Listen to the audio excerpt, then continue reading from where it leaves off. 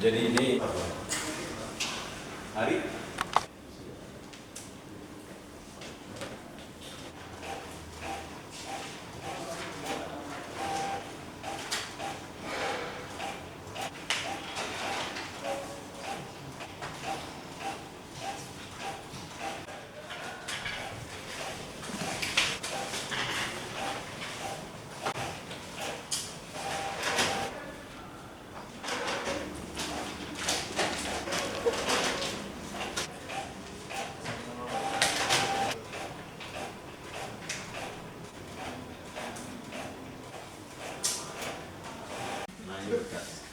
apa?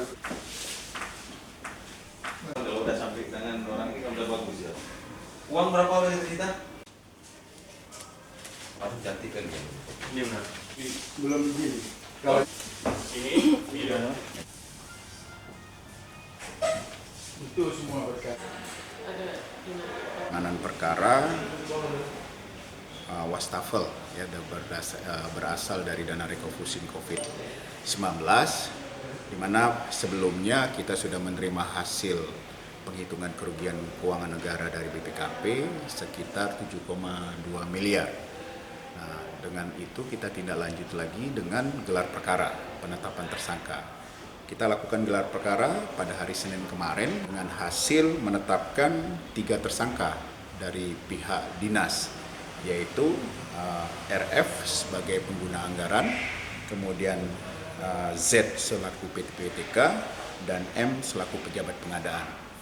Nah, dari 3 ini itu ada kemungkinan akan berkembang, ya, bertambah lagi tersangkanya. Kita lagi mendalami dulu perannya ini sambil kita mendalami dokumen dan hasil audit dari BPKP untuk menetapkan tersangka berikutnya.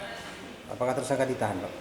Sampai saat ini belum kita lakukan penahanan, tapi kita nanti akan lakukan pemeriksaan dulu mereka sebagai tersangka. Nanti setelah kita lakukan pemeriksaan tersangka, kita lihat apakah alasan objektif dan subjektif ini bisa kita penuhi. Itu adalah kewenangan penyidik nanti yang menentukan tersangka ditahan atau tidak.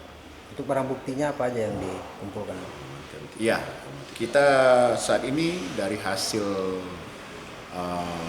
kita sudah mengamankan lebih kurang 3,3 miliar hasil dugaan, ya, dari hasil korupsi dari pengadaan wastafel ini, ya, mulai dari tidak ada spek, kemudian kelebihan bayar dan sebagainya.